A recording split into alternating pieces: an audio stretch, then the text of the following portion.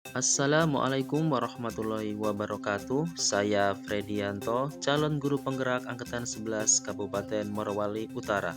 Dalam video ini saya akan menyajikan koneksi antar materi, kesimpulan dan refleksi dari modul 1.1 mengenai pemikiran Ki Hajar Dewantara. Pada hakikatnya, pendidikan dan pengajaran itu tidaklah sama. Pengajaran adalah bagian dari pendidikan, yakni memberi ilmu untuk kecakapan hidup. Sedangkan pendidikan pada hakikatnya adalah menuntun.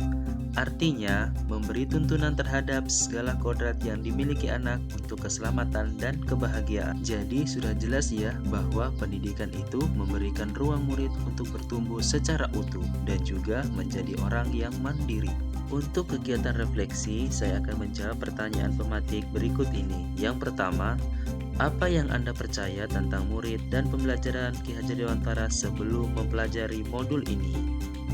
Sebelum mempelajari modul ini, pembelajaran yang saya lakukan hanya transfer ilmu saja, yaitu mencapai KKM lebih utama ketimbang memahami karakteristik ataupun kodrat anak. Kemudian, saya hanya mengutamakan peningkatan kognitif anak, tidak mempedulikan kemampuan yang lainnya. Selanjutnya, murid hanya sebagai objek pembelajaran, jadi siswa hanya terima transfer ilmu saja. Kemudian, metode teaching center learning itu yang saya lakukan, sehingga saya yang mendominasi pembelajaran di dalam kelas. Selanjutnya, fokus menghafal materi. Hal ini yang dilakukan anak-anak agar materi yang saya sampaikan bisa dipahami dengan baik. Kemudian, saya merasa gagal jika ketercapaian keputusan klasikal di bawah 80%. Selanjutnya, pertanyaan pematik kedua, apa yang berubah dari pemikiran atau perilaku Anda setelah mempelajari modul ini? Setelah mempelajari modul ini, ternyata yang saya lakukan selama ini adalah keliru. Seharusnya pembelajaran secara menyeluruh, bukan hanya kognitif saja, melainkan afektif, psikomotor, spiritual, sosial, dan budaya. Murid bukan menjadi objek pembelajaran, melainkan sebagai subjek pembelajaran. Jadi, siswa bisa mengembangkan potensinya.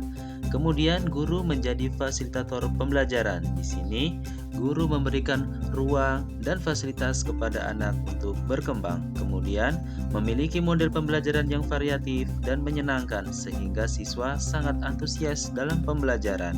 Kemudian, menjadi teladan bagi murid, baik secara ucapan maupun tindakan.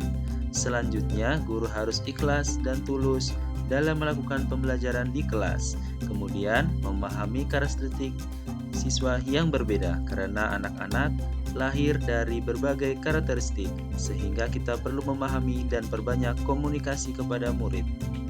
Selanjutnya, pertanyaan pemantik yang ketiga, yaitu hal-hal yang segera saya terapkan lebih baik agar kelas saya mencerminkan pemikiran Ki Hajar Dewantara. Yang pertama, segera merancang pembelajaran yang interaktif dan menyenangkan dengan model student center learning, di mana siswa bertindak sebagai subjek pembelajaran. Kemudian, segera menerapkan pembelajaran abad 21 yang berkaitan dengan profil pelajar Pancasila yang sesuai dengan pemikiran Ki Hajar Dewantara. Kemudian, segera melakukan pembelajaran yang bukan lagi menuntut, tapi menuntun. Artian, menuntun semua kodrat yang ada pada anak.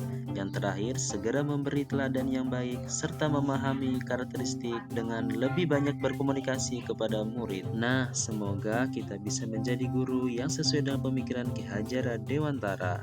Demikianlah kesimpulan dan refleksi dari modul 1.1. Terima kasih. Salam guru penggerak, tergerak, bergerak, dan menggerakkan.